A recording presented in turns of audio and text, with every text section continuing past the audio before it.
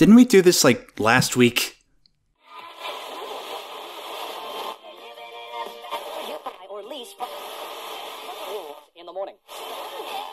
Hello, ladies and gentlemen. Welcome to another edition of Breaking Badger News. I'm your host, as always, your friendly neighborhood Simpsons kid. And before we do anything else, we are recording this on Christmas Eve. So I hope we're putting this out tomorrow. So in that case, I just want to say Merry Christmas, Happy Hanukkah, Kwezi Kwanzaa, a tip-top tet, and a solemn, dignified Ramadan to all of you.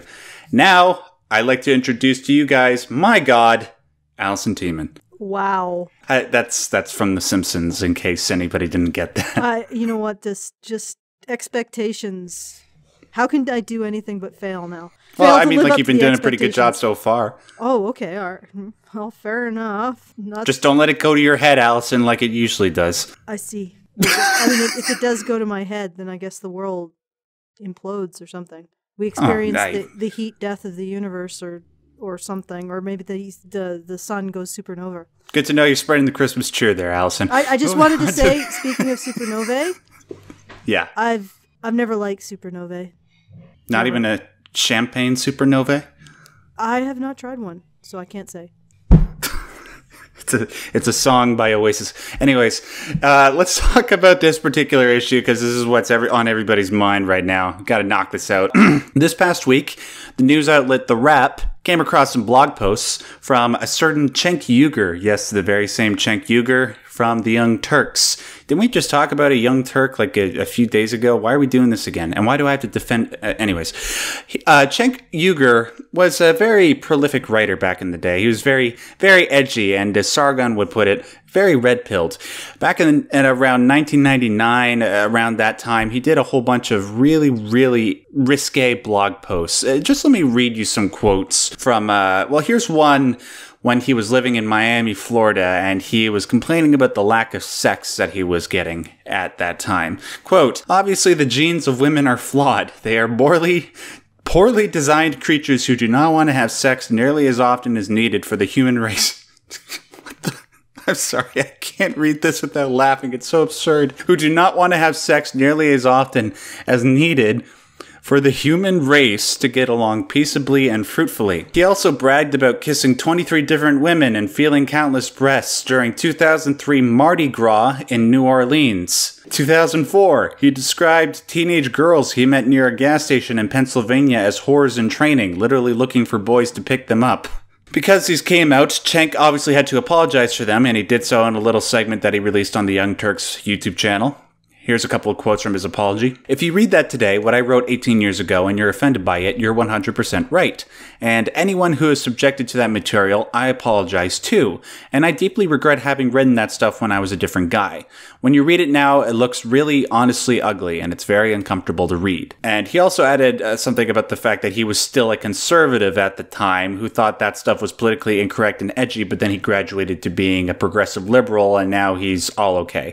Which I think is a crappy excuse, but I actually tend to believe him when he says that he's no longer like that, because honestly, like, say whatever you want about Cenk's politics, I think the guy comes across as somebody who actually holds to his principles, and I don't think that he's in any way like the guy that he tries to write himself to be in these former blog posts. However, despite that, even though these blogs were written over a decade ago, Cenk offered his resignation, not to the Young Turks, but to this thing called the Justice Democrats. Now, if you guys don't know what that is, the Justice Democrats is sort of a committee of progressives that was formed in response to the outcome of the 2016 presidential election.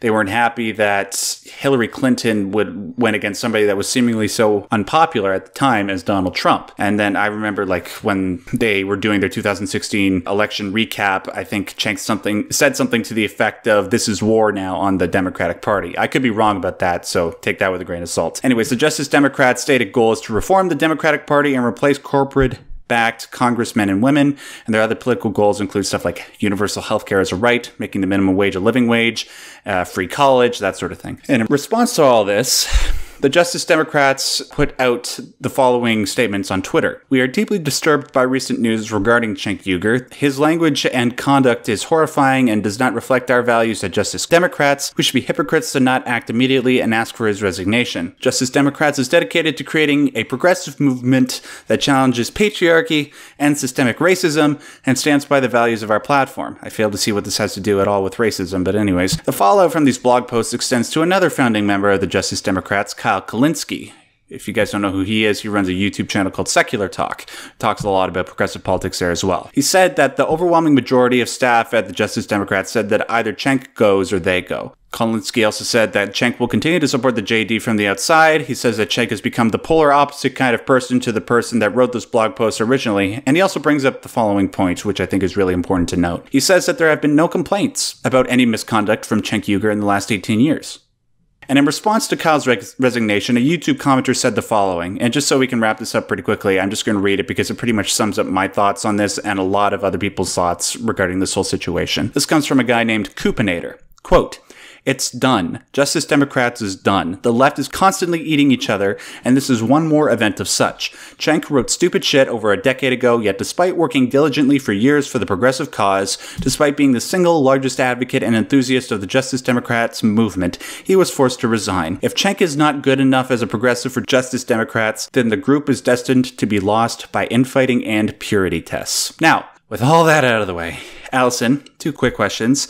I just wanted to ask, are you familiar with the Justice Democrats? And if you are, is it safe to say that social justice warriors have completely invaded that committee? I am not familiar with them, but I would probably say that the likelihood is high. I'm going to just shake my magic 8-ball. All signs point to yes. We should always trust your 8-ball. Exactly, always. But the things that I wanted to actually talk about is, first of all, I have never heard the conservative position put as men should have more sex. Like that's not a part of the conservative platform. I don't even think it's really part of any platform. Yeah, to be honest, if we're talking about if we're going to be taking into consideration the current climate as it is in regards to prosecuting sexual assault and sexual misconduct, I think it's pretty safe to say that the people that are being prosecuted, they're not conservative, not Republican. No, not at all. Well, and be that as it may, and I think it's probably a risk factor for the circles that they run in, not necessarily an indication that overall they're more likely to engage in sexual crimes. But I just wanted to point out that I do not think that men having more sex is a part of the conservative platform in any respect, ever. So I'm not exactly sure how he's saying, well, those were conservative beliefs. No, they're not. They're not really the beliefs of any group that I can tell. I don't really know any group that its platform is women owe men more sex. Maybe the MGTOWs, maybe the pickup artist community, maybe the Red Pill. But those are definitely not conservative communities. And that's one thing I wanted to say. And the other thing I wanted to say is actually to disagree with you, Max. I don't think what he was saying was that horrible or horrifying. Yeah, it's like, I understand he's sort of just trying to rib people for a reaction. I don't think he's being serious. Well, even if he was being serious, I don't think it's really that horrible or horrifying. I think that it's rude. I think it's in the same sort of ballpark as a shock jock like Howard Stern, or maybe even Dan Savage or Perez, that commentator Perez Hilton. Like it's bitchy. It's bitchy and it's rude and it's definitely not pulling punches when it comes to describing women. But here's the thing. If you look at the level of vitriol towards women, what he said, that's basically a gender reverse Cosmo article.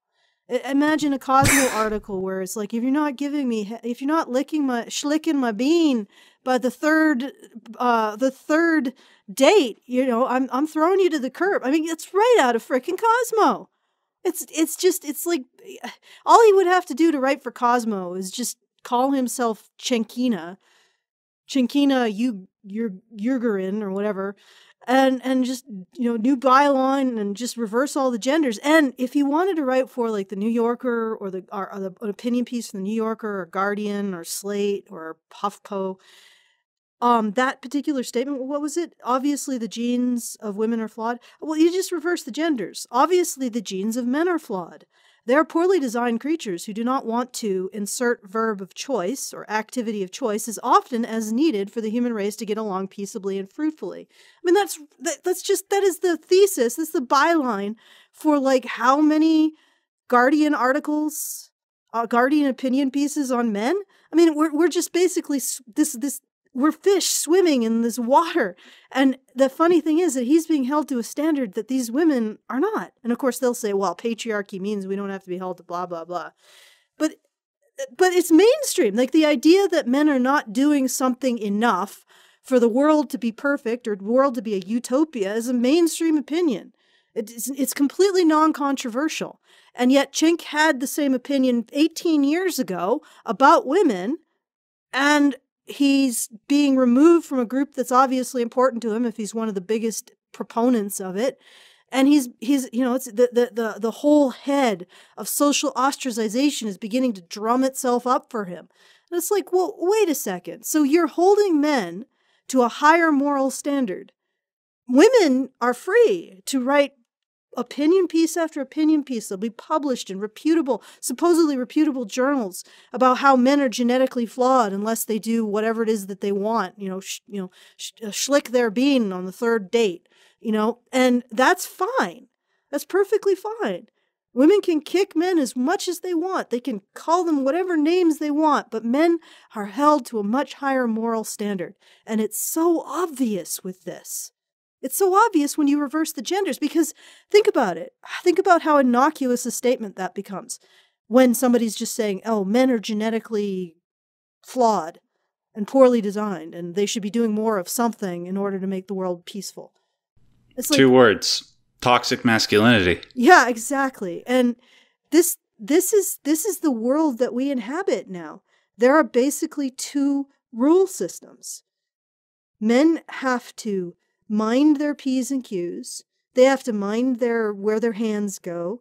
They have to mind whatever emotional feelings they give women around them. And women do not have to do the reverse. They can write whatever they want about how men are genetically flawed and get it published in all kinds of magazines. They can put their hands wherever they want on men and never really face the prospect of losing their career on an allegation alone. Not that it actually got to a court case or a settlement. Just an allegation. They're never going to have to face that. They're never even going to have to take responsibility for, not individual women have to take responsibility for other women's behavior, but those women who are engaging in that behavior never have to take responsibility for their individual behavior, much less being forced to take responsibility as a group for the individual negative behavior of some women, like men do. But now we have headlines that all men are rapists, or we've had that for a while now. And we're still at the point where we're not even holding individual women responsible for their individually sexually abusive actions. And it's this double standard. It's just untenable. It can't continue. Because it's impossible to hold men to a higher standard while allowing women to do whatever they want. At some point, something is going to break. And not just allowing women to do whatever they want, but never questioning any of their allegations against men. I mean, you listen to some of the ways that female rapists have gotten compliance from their male rape victims. They use false rape accusations against them. If you don't comply, I will tell them you raped me. And of course, if you try to physically fight back, that's just going to make my story even more credible. So he's completely screwed, so he just submits. And now we have a situation where women like that can lie with impunity. They could rape a man and then say, oh yeah, he raped me, get his career terminated. This is a situation where we have women who are absolutely out of control, and they will do this to other women too. So it's not like a situation where it's women against men. It's actually assholes of a particular gender who are getting a complete pass on their behavior against everybody else. And like I've said before, with these listen and believe situations, this is not a situation that is maintainable. And it's not maintainable because women are human beings. If you give them this power, some of them are going to abuse it. So if you give women the power to be believed unilaterally, there are some women who are going to abuse it very badly. Either they're going to use it to rape people, men and women, or they're going to use it to destroy people they do not like. And you're basically creating a class of people that nothing could touch. They're invulnerable. They're invulnerable to any kind of justice, any kind of responsibility, and you're unleashing them on society with the ability to tear it apart. The clock is ticking now. Doomsday clock is ticking now. Welcome to the end. All right, that's all I have to say. Especially for the Justice Democrats. Yeah, and you're right. Like, with that much power that can be wielded, all that has to happen is for somebody to be rubbed the wrong way. Why did I have to say that? Sorry for the pun. To be mistreated, at least in their particular point of view, for them to dole out justice as they see fit. And they did so in respect to Cenk Uygur. And look, if Cenk Uygur is not the ideal guy to lead or be a part of the head team behind something called Justice Democrats, then you're fucked. You have been completely infested by the people that you tried to get away from at first. I'm pretty sure one of the original goals for Justice Democrats was to sort of stray away from all the identity politics. I might be wrong about this. Like, once again, just take what I'm saying with a grain of salt. But one of the things that they were trying to do is get away from all the identity politics. But it just seems like a cancerous poison. It's just metastasized, and it's gotten a hold of them as well. And all we have to wait for now is, like you said, Allison, it just has to collapse, you know? It's gonna collapse as many institutions that are vulnerable to it. Listen and Believe is gonna collapse all of those institutions that are vulnerable to it. It can't do anything but. And it breaks my heart because there's so many women and men who have been victims of sexually devious and evil behavior for the longest time, and they haven't had an avenue to be able to open up about it. Now they do, but unfortunately, like you said, a natural aspect of this is that there's going to be a class of people that are going to dole out judgment as they see fit, whether it's deserved or undeserved. Anyways, we got to wrap this up. I got to go take care of things, but just before we go, I just want to say that while we may agree or disagree over the offensiveness of what Cenk originally wrote, I think we can both agree, Allison, that having to resign from Justice Democrats, he didn't need to do that. He's a very different person now. As somebody who does not like Cenk Uygur or his politics at all, the guy was completely genuine, in my opinion, and it's such a shame that he had to step down for doing something. Well, he didn't do anything. Yeah, he didn't do anything, and he shouldn't have to step down. And I totally agree. This is, unfortunately, he doesn't live in our world. He lives in his world, and in his world, he's tried, convicted, and executed, and that's it. And that's the world that these men are living in. That's the world that these progressive men have created and now live in. Good luck to them. Hopefully, I don't know, like, I'll try to look on the bright side here because it's Christmas. I'll say that in this terrible situation for Cenk, maybe seeing how this has affected him will maybe put him down the path to realizing, okay, maybe there's something really, really bad going on in respect to all this identity politicking and purity tests and all that. I don't know. Maybe. We'll see. Anyways, we got to wrap this up. Ladies and gentlemen, thanks so much for joining us for this particular edition of Breaking Badger News. If you want to see more content like this, make sure you hit that subscribe button. We do videos every single week here at HoneyBadgerRadio, not just Breaking Badgers, but we also got HBR Talks, HBR News. We got what you were just doing with Prim Reaper, I believe. Yeah, what was mental that? Health and HBR Help. And if you really like our work, please do consider subscribing to us on Patreon, or you can go to Feed the Badger for more options. That's www.feedthebadger.com. We exist because of people like you deciding to put a few shekels in the hat. So thank you. Yes, and we promise not to spend it on hookers and blow this Christmas. No, we don't promise that. We promise to spend it on hookers and blow. Hooker bots and cocaine. Hooker bots, even better. Yeah. And make sure you hit that like button if you like.